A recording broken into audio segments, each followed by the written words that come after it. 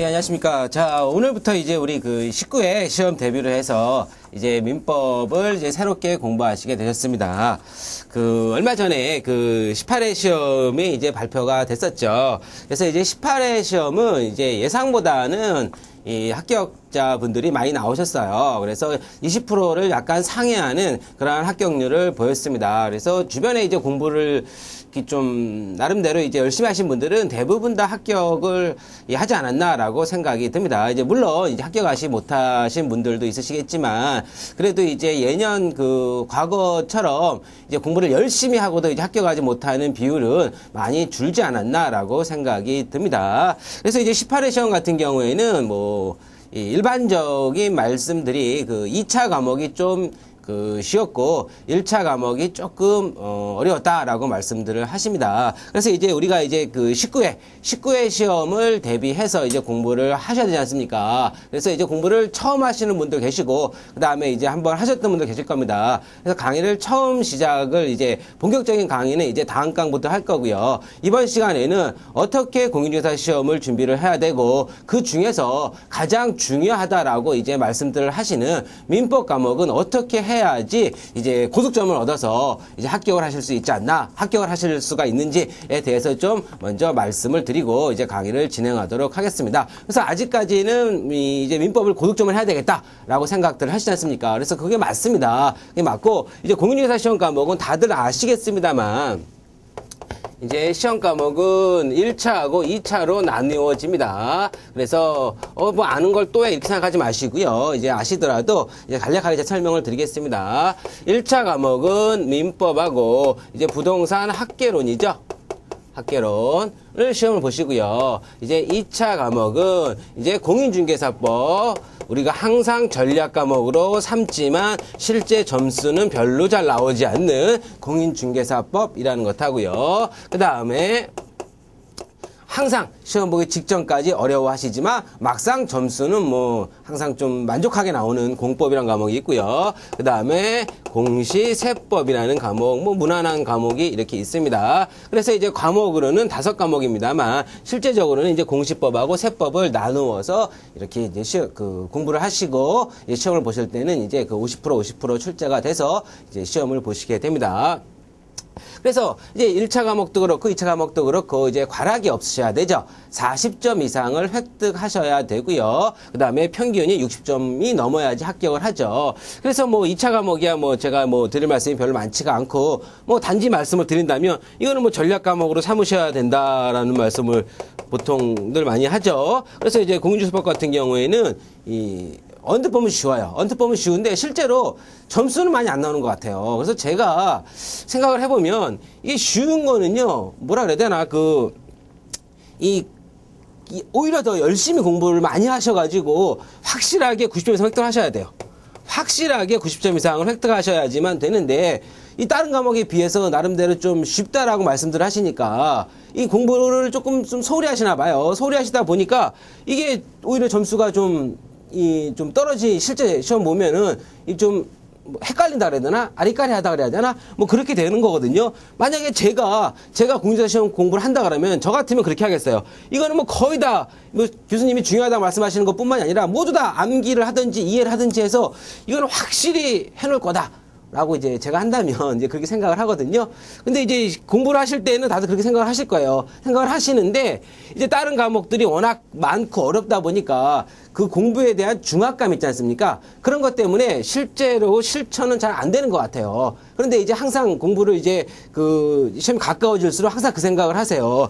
이런 것들은 점수를 확실하게 맞아야 된다라고 좀 생각을 하시면 되겠습니다. 그 다음에 공법. 나는 공법을 고득점을 맞겠다. 이런 분은 별로 안 계실 거예요. 내용 자체도 방대하고 그 다음에 암기하실 분량도 많고 그렇기 때문에. 근데 이제 공법 같은 경우에는 이제 실무를 하시는 데는 많은 도움이 된다라고 하십니다. 그래서 이제 어차피 실무를 하셔야 되는 거니까 그것까지 염두에 두셔서 좀 폭넓게 공부하시면은 이거는 그다지 어렵지 않게, 물론 이제 어렵죠. 물론 어려운데 이 합격하시는 데는 큰 지장을 주는 변수는 안 된다라고 생각이 듭니다. 그래서 이제 좀 아닌 말로 한 40점만 맞아도 무난하지 않나라고 생각이 들어요.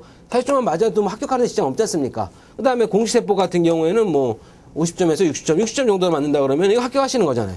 그렇죠? 그래서 올해 같은 경우에는 좀 공법이 좀 쉽게 출제가 됐다라고 말씀들을 하시더라고요. 그래서 합격자가 좀 많이 나오지 않았나라고 생각이 듭니다. 그래서 올해 같은 경우에는 이게 오히려 더 점수가 더 안 나오신 분들도 있는 것 같아요. 부동산 공법보다.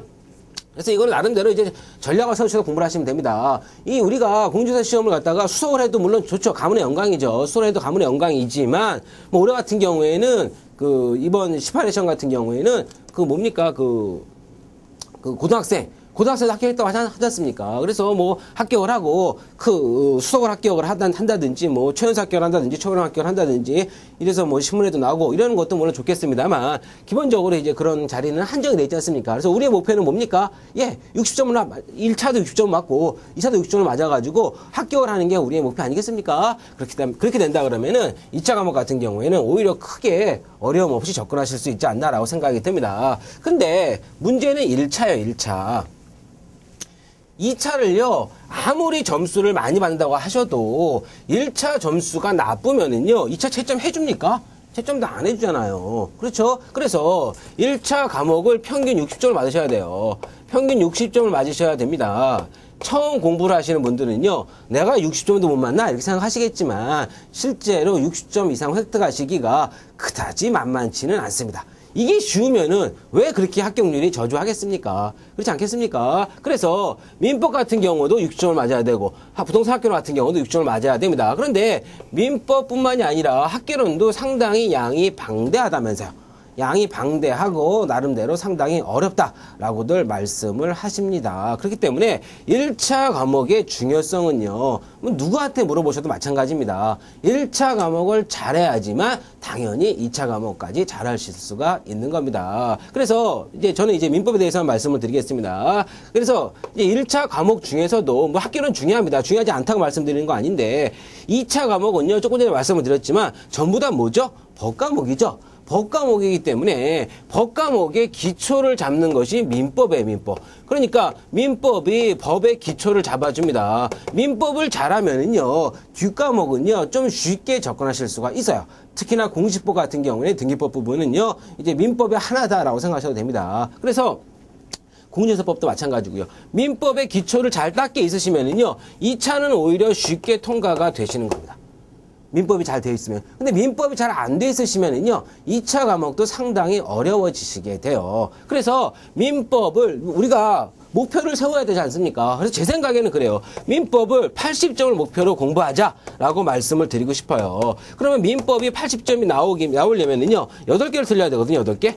8개를 틀리면 80점이 나옵니다. 근데 8개나 틀려? 이렇게 생각하시는 분들 계실 거예요. 틀림없이. 공부를 처음 하시는 분들은요. 근데 8개나 틀려? 이렇게 생각하지 마시고요. 32개를 맞아야 돼요.